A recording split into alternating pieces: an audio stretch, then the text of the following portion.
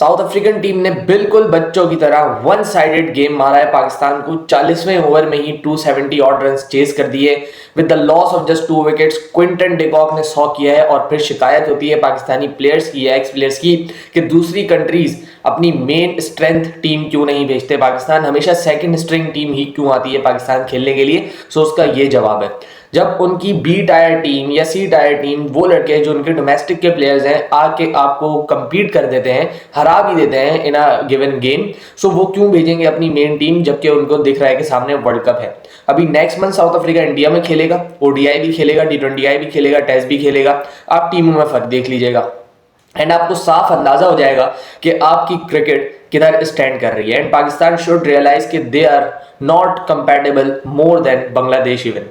अभी यहाँ पे बांग्लादेश और पाकिस्तान को सब एक इक्विवेलेंट स्टेटस पे समझते हैं, वो भी बिकॉज ऑफ हमारी परफॉर्मेंसेस। कहने को और देखने को अगर देखा जाए, पाकिस्तान की ओडीआई टीम के अंदर फखर जमान, बाबर आजम, रिजवान ऐसे प्लेयर हैं जो पिछले 10-10 साल से पाकिस्तान की टीम के अंदर है। फिर बॉलिंग लाइनअप अगर मैं देखूँ तो शाहीन, नसीम, ये वो बॉलर्स हैं जो 2019-2018 से आपकी टीम्स के साथ हैं। फिर नवाज, फहीम ले लें आप, ये लोग भी वो हैं जो 10-10 साल से क्रिकेट खेल रहे हैं। सो एक ऐसा mix and match of experience है कि आप आराम से किसी भी टीम को हरा सकते हो। या देखने को ऑन पेपर में बात कर रहा हूँ, आप ऐसी टीम लगेगी आपको कि हाँ यार ये कंपीट कर सकते हैं, बट कंटिन्यूसली जाके वेस्ट इंडीज में हार जाना, फिर उसके बाद न्यूजीलैंड में आप 3-0 हार जाना। उन्होंने भी अपने मेन प्लेयर्स नहीं खिलाए थे, कोई भी नहीं था उस टीम के अंदर, but still they were able to beat you 3-0। फिर उसके बाद यहाँ पे आपने साउथ अफ्रीका से ऐसा मैच हारा एट योर होम के बिल्कुल पता ही नहीं लगा, बिल्कुल बच्चों की तरह South Africa manipulated them and just beat them all over the park, और बिल्कुल पता नहीं लगा गेम का पाकिस्तान को। 40वें ओवर में अगर आप मैच हार जाओ, सो ये इससे बड़ी कोई दुखभरी दास्तान पाकिस्तान क्रिकेट के लिए हो नहीं सकती है। एनीवेज आज के मैच में बात करेंगे सबसे पहले टॉस के ऊपर। सो लास्ट मैच में जब पाकिस्तान ने टॉस जीत के बॉलिंग किया, शाहीन ने ये रीजनिंग दी कि हम लोगों ने बॉलिंग इस वजह से की है बिकॉज हमें ये लगता था कि ड्यू आएगी और विकेट ड्राई था, तो सेकंड इनिंग में बहुत ज़्यादा मुश्किल हो जाएगा बॉलिंग करने के लिए बिकॉज ऑफ ड्यू, क्योंकि ड्यू जब पड़ती है तो स्पिनर्स का रोल खत्म हो जाता है एंड विकेट बिल्कुल फ्लैटन अप हो जाता है। सो 2 दिन में फैसलाबाद में ऐसा क्या तब्दील हो गया कि आपने टॉस जीत के बैटिंग कर ली, क्योंकि वही मैदान था, वही कंडीशंस थी। जब कराची में ड्यू पड़ी है तो फैसलाबाद पंजाब का रीजन है, वहां पे तो डेफिनेटली ड्यू पड़ेगी। और जो एंटिसिपेट किया था पाकिस्तानी टीम ने पहले, उस एंटिसिपेशन में क्या गलती थी जो आपने कल आके बैटिंग कर ली। या तो आप बयानात ना दिया करें, क्योंकि मोहम्मद रिजवान ने भी सेम चीज़ कही थी कि हम लोगों ने बॉलिंग इस वजह से की कि हम लोग ड्यू एक्सपेक्ट कर रहे थे, जो कि उस दिन नहीं बढ़ा। रेयर एक चांस हो गया चले कि नहीं बढ़ा उस दिन ड्यू, ये आपको नहीं पता होता, बट हमेशा से आप अपनी एक्सपेक्टेशंस में रखते हो कि यार सर्दी का मौसम है, नवंबर का महीना है, सो पंजाब वाले रीजन में हमेशा ड्यू पड़ेगी। बट 2 दिन के अंदर ऐसा क्या चेंज हो गया कि शाहीन अफरीदी, रिजवान, बाबर या पूरी की पूरी टीम मैनेजमेंट को ऐसा लगता है कि फैसलाबाद में आज ड्यू नहीं पड़ेगी, हमें पहले बैटिंग करनी चाहिए एंड हम डिफेंड कर लेंगे। यहाँ पे अगर आप 330 भी कर देते तब भी यहाँ पे डिफेंड नहीं होता, क्योंकि कल जितना हैवियर अमाउंट में ड्यू पड़ा है वो विकेट बिल्कुल सीधा हो गया। बल्ले में बॉल आए जा रहा था, स्पिनर्स का रोल खत्म हो गया था, ना तो बॉल स्पिन हो रहा था, ना तो बॉल ग्रिप हो रहा था, ना तो स्पिनर से बॉल ग्रिप हो रहा था। सो किस तरीके से आप डिफेंड करते टारगेट। तो सबसे पहला तो आप मैच मेरे ख्याल से हारी टॉस पे गए, या तो आप बहुत ज्यादा सोशल मीडिया की सुन रहे हैं कि आपने बैटिंग कर ली टॉस जीत के, बिकॉज कल परसों वाला फैसला for bowling first was a justifiable decision, क्योंकि हमेशा से ड्यू का एक फैक्टर रहता है। उसके बाद भी इवन अगर आप स्पिन विकेट की भी, क्योंकि परसों विकेट बहुत ज्यादा ड्राई था, सो जो भी एक्सपर्ट्स थे वो ये कह रहे थे कि ड्राई विकेट के ऊपर अगर पाकिस्तान पहले बैटिंग करता तो शायद सेकंड इनिंग्स में मुश्किल हो जाती विकेट, जो कि हुई भी थी थोड़ी सी। बट जब ड्यू पड़ जाती है तो वो ड्राई विकेट हो चाहे वो ग्रीन टॉप हो, कुछ भी हो, वो फर्क नहीं पड़ता, क्योंकि आपका जब बॉल गीला होता है या विकेट गीला होता है तो बॉल स्किड करेगा एंड ना तो स्पिनर से वो ग्रिप होगा। सो तो बॉलिंग टीम की तो फिर मतलब मेरे ख्याल से उनके लिए कुछ रहता नहीं है विकेट में। तो सबसे पहला डिसीजन आपका बॉलिंग फर्स्ट का ही आपके अगेंस्ट गया है एंड आप जिस तरीके से मैच हारे उसमें क्वाइट एविडेंट है कि बॉलिंग बहुत ज़्यादा मुश्किल थी सेकंड इनिंग्स के अंदर। अलबत्ता अगर पाकिस्तान बैटिंग कर रहा होता सेकंड इनिंग्स के अंदर तो हमें लगता उल्टा कि शायद batting in the second innings is very difficult, but ऐसा हुआ नहीं। साउथ अफ्रीका ने तो हमें ऐसे ही बताया कि सेकंड इनिंग्स की बैटिंग बड़ी आसान थी। एनीवेज अब मैच पे आते हैं। पाकिस्तान टॉस जीतता है, बैटिंग करता है एंड नांड्रे बर्गर, जिनके बारे में मैंने बहुत हाईली स्पीक किया है, I like him very much because of space, जो बिल्ड है उनकी, जो हाइट है, and as a left arm seamer वो इंटरनेशनल क्रिकेट में आपको आगे उसका नाम दिखेगा, दैट इज फॉर श्योर। बहुत बहुत टैलेंटेड, हाईली टैलेंटेड लड़का है and he use his length और पेस भी उसने इस्तेमाल किया। जिस तरीके से उसने फ़खर को आउट किया, it was the total pace, जिसकी वजह से उसने रिसीव किया फ़खर जमान को। बहुत तेज ball on to the shoulder, बहुत अच्छी हाइट पे उसने टप्पा किया। शोल्डर हाइट पे जो भी बॉल होती है वो बहुत ज़्यादा मुश्किल होती है किसी भी बैटर के लिए। So that ball was really good to Fakhar Zaman, जिस पर उसने आउट किया। फिर उसके बाद बाबर को उसने स्क्वायर अप किया। बाबर आजम ये जो जिस तरीके से आउट हुए हैं, ये जो उनकी गलतियां हैं, ये जो टेक्निकल फ्लॉज हैं, ये सिर्फ एक ही तरीके से दूर होंगे। वो एक तरीका आपको मैं बार बार कह चुका हूँ, फर्स्ट क्लास क्रिकेट खेलना है एंड वो बाबर आजम ने करना नहीं है। सो हम क्या ही एक्सपेक्ट कर सकते हैं। एक एवरेज जो 2022 में या 2023 में इवन 59 पे जाके खड़ी हो गई थी, वो अब कम होते होते होते होते 53 पॉइंट समथिंग पे आ चुकी है एंड वो मजीद नीचे चली जाएगी जब तक आप अपनी चीज़ें, जब तक आप अपने फ्लॉज को इम्प्रूव नहीं करते हैं। ना तो 50 आ रही है, ना तो 100 आ रही है। इतनी इनकंसिस्टेंट परफॉर्मेंस हमने शायद बाबर से कभी देखी नहीं है since the day one of his career. And अब हमें देखनी पड़ रही है कि 5 इनिंग्स में से शायद एक इनिंग्स में वो 50 कर देगा। उस इनिंग्स पे वो अगले 5 मैचेस भी खेलेगा जिसमें वो कुछ भी नहीं करेगा। आखिरी की 4 ओडीआई इनिंग्स आप देख लें, नथिंग फ्रॉम हिज बैट, और शायद आखिरी मैच में कुछ आ जाए उसकी वजह से he will survive yet another series. लेकिन डोमेस्टिक क्रिकेट या फर्स्ट क्लास क्रिकेट खेलने से शायद उसकी इज्जत कम हो जाएगी, या वो किंग है इस वजह से फर्स्ट क्लास क्रिकेट उसको सूट नहीं करती है शायद। सो जब तक वो नहीं खेलेंगे, जब तक ये सारी की सारी गलतियां इंप्रूव हो ही नहीं सकती हैं। जो भी टेक्निकल फ्लॉज हैं कभी भी इंप्रूव होंगे नहीं। जिस तरीके से वो आज आउट हुए, स्क्वायर अप हो गए, मिडिल स्टंप का बॉल था, उसको खेलते हुए उनका हेड कहाँ है, फुट कहाँ है, जिसकी वजह से वो स्क्वायर अप होकर अपनी विकेट थमा दी उन्होंने। एंड बॉल भी अच्छा था, to be very honest, ball बड़ा शानदार था, नांड्रे बर्गर का हाई पेस पे था।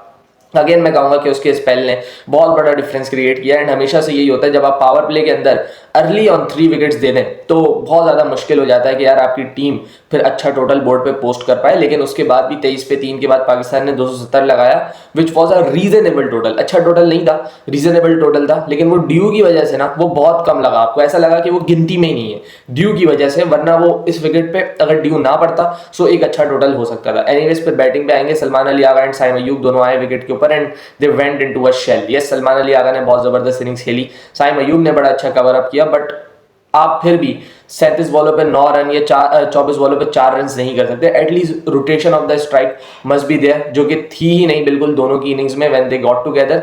बट उसके बाद साइम ने थोड़ा सा एक्सेलरेट किया, बड़ा अच्छा 50 किया उसने, 60 बॉल्स पे 50 run and that was good कि उसने उस मोमेंट पे भी 80 के स्ट्राइक रेट से खेला and he was manipulating the strike. And जब उसको चांस मिले उसने बैट भी खोला and he was looking really solid. बड़ा अच्छा कैच और बड़ी सॉफ्ट सी डिसमिसल साइम अयूब की हुई, क्योंकि वो शॉट भी उसने मिडिल ऑफ द बैट से मारा था, बस वो बिल्कुल ही हाथ में चिपक गई बॉश के, जिसकी वजह से Saim got out and Salman Ali Agha continued. Yes, अच्छी इनिंग्स थी, टाइम लिया अपना, लंबी बारी ली, लेकिन जब उसको फिनिशिंग टचेस देने थे तब आउट हो गया Salman Ali Agha and he has been doing it for 2 consecutive ODIs, जो कि पाकिस्तान को नहीं चाहिए। जब आपने 100 गेंदें ले ली हैं, यू आर ऑन 69-66 रन, सो आपकी जिम्मेदारी है फिर आप अपनी टीम को मैच फिनिश करवाएं। लास्ट मैच में भी 12 बॉलों पे 12 ही गॉट आउट और वहां पे मैच आपका फंस सकता था, फंस भी गया था, इवन वो नवाज के छक्के से निकल गया। बट आज के दिन जो था 69 वो खड़के खड़े हुए थे एंड एक 100 से ऊपर गेंदे वो खेल चुके थे, 40वां ओवर चल रहा था।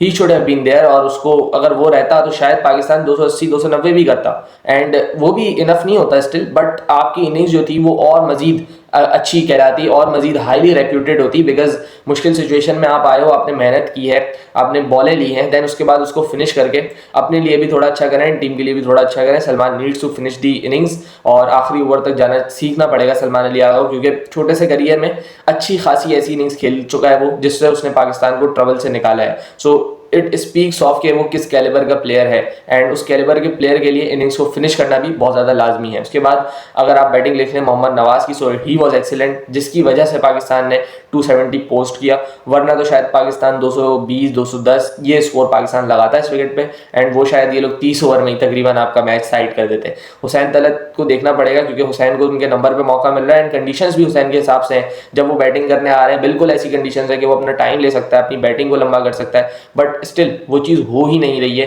हुसैन तलत 1-2 इनिंग्स खेल देते हैं इधर उधर, बट उसके अलावा उनकी परफॉर्मेंसेज आ नहीं रही हैं। यस, हमें T20 एंड ओडीआई को मिक्स नहीं करना चाहिए, बट ओडीआई क्रिकेट में उनको फुल मौका मिल रहा है एंड उनके नंबर पे मिल रहा है। स्पेशली बात यह है कि हुसैन का नंबर है, ये हुसैन की कंडीशंस के हिसाब से बैटिंग आती है उनकी, सो उसको कैपिटलाइज करना चाहिए यार। अगर आप डोमेस्टिक में रन कर रहे हो देन इंटरनेशनल में भी आपको करने चाहिए रन। जिस तरीके से आपने वेस्ट इंडीज़ में खेला था वो एक ऐसा लगा था हमें कि वो एक ऐसा प्लेयर है जो मिडिल ऑर्डर में फिट हो सकता है। इसी को कंटिन्यू करना है आपने, इस तरीके से चीज़ों को या परफॉर्मेंसेस को छोड़ना नहीं है। उसके बाद नवाज़ की मैं वापस से बात करूंगा।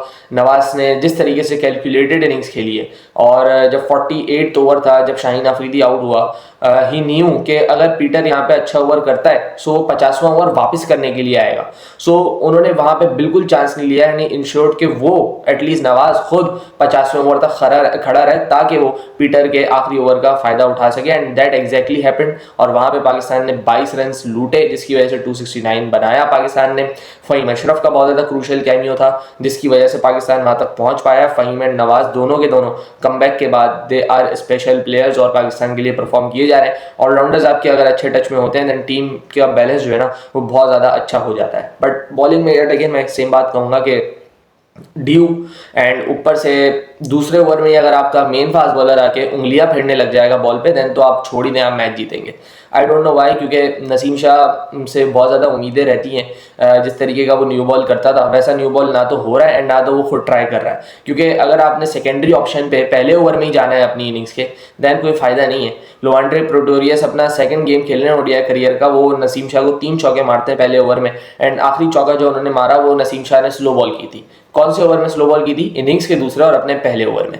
So this is unacceptable. बहुत जल्दी पाकिस्तान स्लोअर बॉल पे गया, बहुत जल्दी डिफेंसिव ऑप्शंस पे चला गया पाकिस्तान, क्योंकि अगर पाकिस्तान लेंथ हिट करता सही वाली जो नांड्रे बरगढ़ ने स्पेशली हिट की है तो शायद मुश्किल क्रिएट हो जाती है। एंड एक ही तरीका था मैच पकड़ने का, वो था फास्ट बॉलिंग, क्योंकि बॉल स्किट करता और अगर आप जगह से बॉलिंग करो तो शायद नीचे भी रहता, बट वो हुआ नहीं क्योंकि आपने जगह से बॉल ही नहीं की एंड आप कटर्स के ऊपर फौरन चले गए। उसके बाद सोने पे सुहागा ये कि आपने ड्रॉप कैचेस भी किए। क्विंटन डिकॉक का कैच छोड़ा नवाज ने, जो मुश्किल था काफी बट ले लेना चाहिए था। फिर उसके बाद लोआंड्रे प्रेटोरियस का नसीम शाह ने अपनी ही बॉलिंग पे, उसके बाद डिजॉर्जी का भी कैच छोटा फ़हीम अशरफ से मेरे ख्याल से, वो भी छोटा।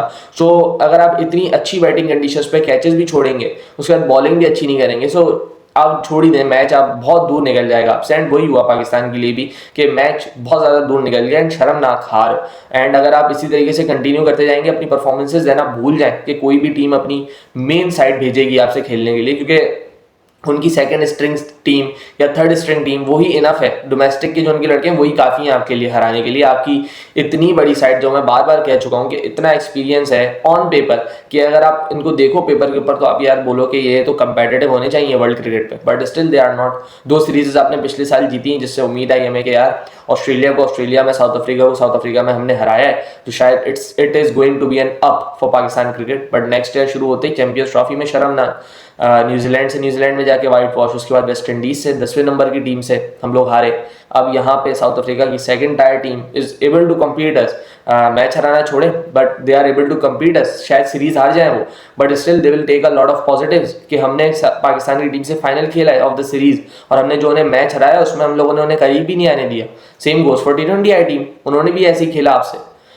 सो बहुत सारी चीज़ें जो पाकिस्तान टीम अभी भी गलत कर रही है एंड उसको सुधारने की ज़रूरत है अगर पाकिस्तान को अपनी टीम को ऊपर लेके जाना है at an international standard. Let's see किस तरीके से कॉप अप करते हैं in the last game of the series, क्या चेंजेस होती हैं क्या नहीं होती हैं, एंड कंडीशंस के हिसाब से क्या टीम खेलती है उस पर के ऊपर भी बात करेंगे किसी और वीडियो में। अपना ख्याल रखिएगा। अल्लाह हाफ़िज़।